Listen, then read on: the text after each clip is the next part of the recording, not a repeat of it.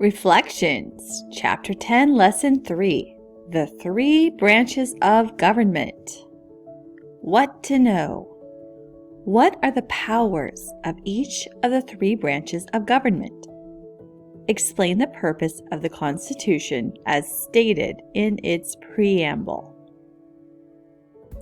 Compare the powers and functions of the three branches of government. Vocabulary to study on Quizlet. Principle, legislative branch, separation of powers, executive branch, electoral college, veto, impeach, judicial branch, justice, amendment. You are there. Fresh berries here, your father announces to people passing by your fruit cart. It is the summer of 1787, and the weather in Philadelphia is hot and muggy. Be sure those berries look neat, dear, he says. You sigh as you arrange the berry boxes. After a moment, you notice a well-dressed man beside the cart. He pays for some berries, and as he walks away, you see that he has a wooden leg. Who was that, you ask? That was Governor Morris, one of the wisest minds in our country.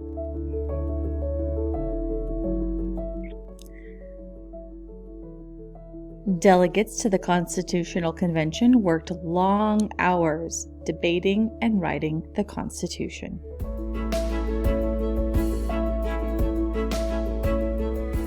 Cultural heritage. The National Archives. The Declaration of Independence and the United States Constitution are important parts of our nation's heritage. Both documents are held at the National Archives building in Washington, D.C. Created in 1934, the National Archives preserves the most valuable records of the United States government. For safety, the Constitution and the Declaration of Independence are displayed in airtight cases.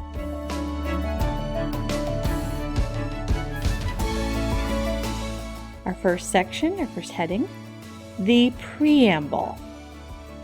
The Preamble. The delegates to the Constitutional Convention wrote the new Constitution with great care. Governor Morris had the job of writing the final version of the Constitution. He spent long hours writing and rewriting each sentence. In the Preamble, or Introduction to the Constitution, Morris began with these words: "We, the people of the United States." Morris had originally written, "We, the people of the states of New Hampshire, Massachusetts," and so on, listing all the states. However, he changed the words to show that the Constitution would make Americans citizens of the nation first, and of the states second. These words also link the Constitution with an idea in the Declaration of Independence. The Declaration said that a government should derive, or get, its power from the people it governs. The Preamble goes on to explain that the purpose of the Constitution is to create a fairer form of government. This government would be based on the same basic principles or rules. One of these principles is the idea of the importance of individual liberty. The Constitution is designed to protect this liberty. Other principles of the Constitution include justice and peace. Also, the national government would be expected to defend the country and work for the good of the nation. Why does the Preamble to the Constitution mention individual liberty?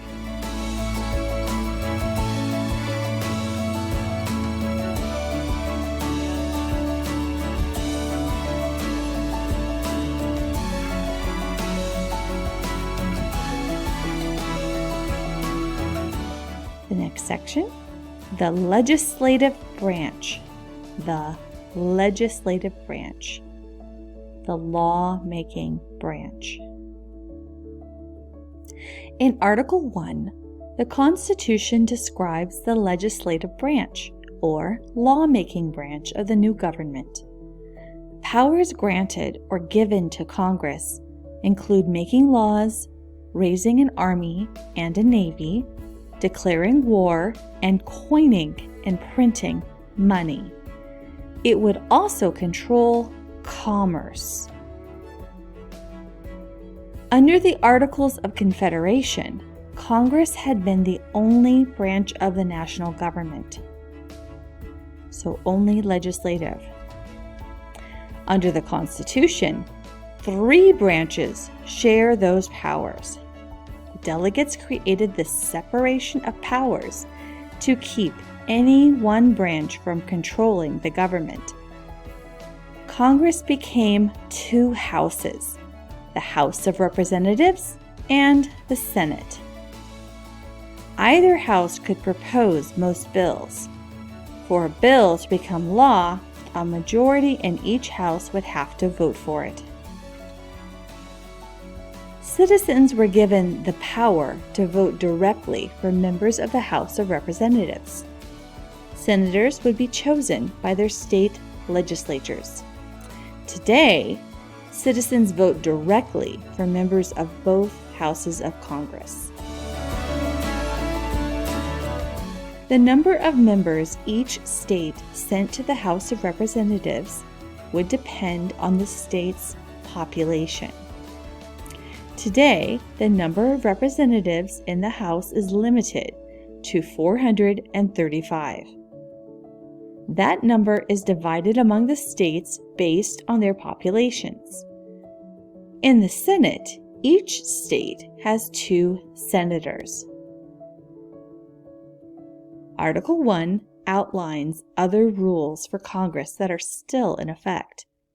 For example, members of the House of Representatives are elected for 2-year terms, while members of the Senate serve 6-year terms.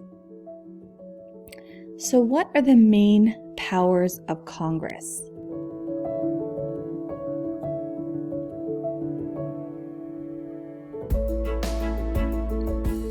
A closer look at Washington, D.C.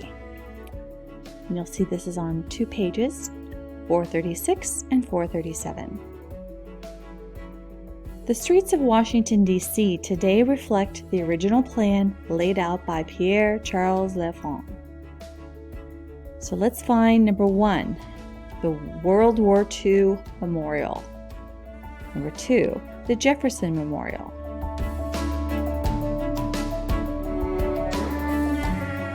Wait, where is it? Oh, it's over here. The Jefferson Memorial.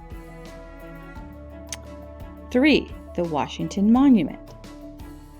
4, the White House. 5, the National Museum of American History.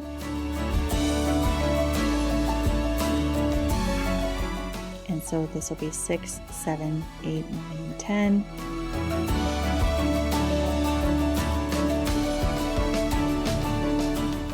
The National Museum of Natural History, the National Gallery of Art, the National Museum of the American Indian, the Capitol Building, and the Supreme Court Building. The Capitol Building and the Supreme Court Building.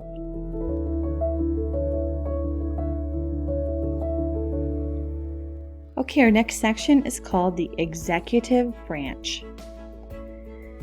In Article 2, the Constitution says the power to enforce laws made by Congress is given to the executive branch.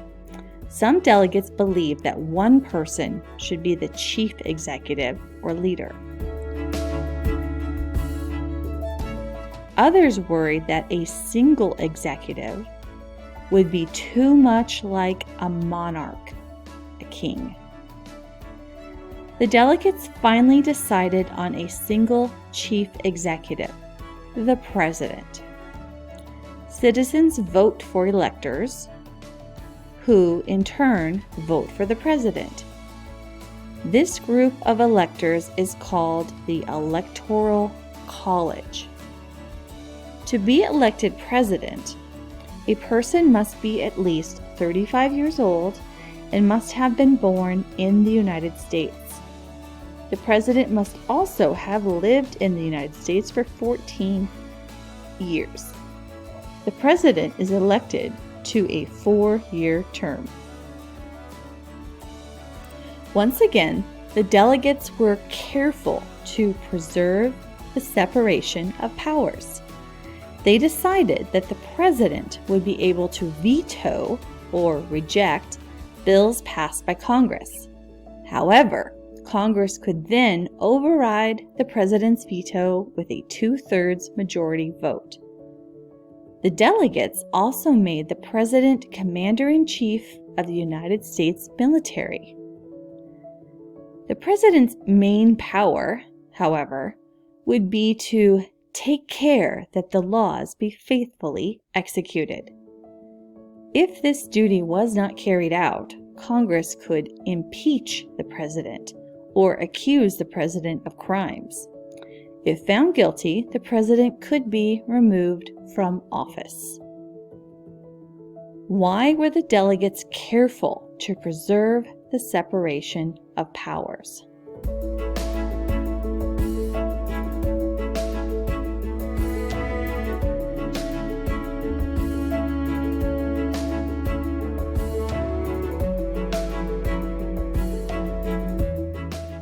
And the third branch, the judicial branch. So we have the legislative branch, executive branch, judicial branch. Jud means judge.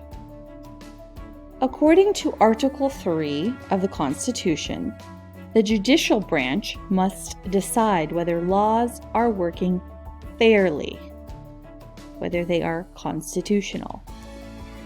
The judicial branch is the court system. Although the states already had their own courts, the delegates agreed to create a federal court system too. The courts in this system would decide cases that dealt with the Constitution, treaties, and national laws. They would also decide cases between states and between citizens of different states. The delegates did not organize the judicial branch in the same way as the other branches.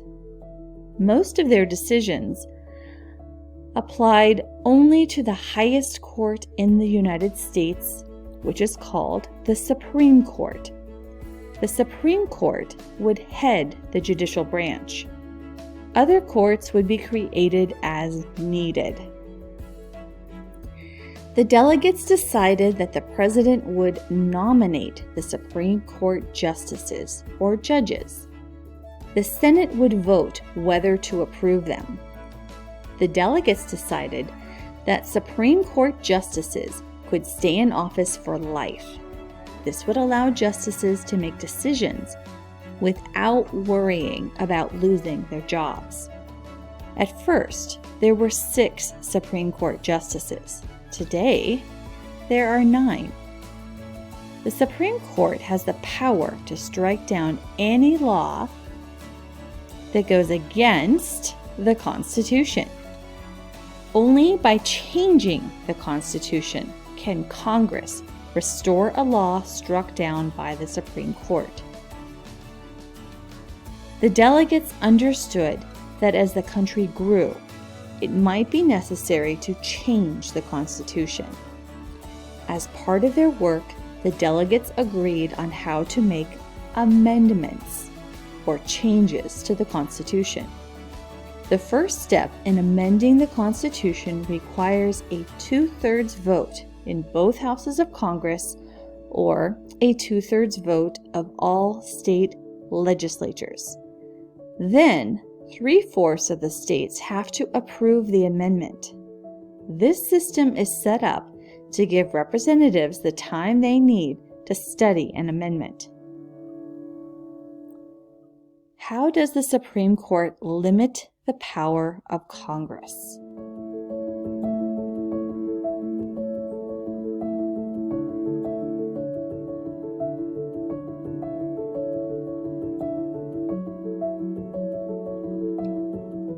In summary,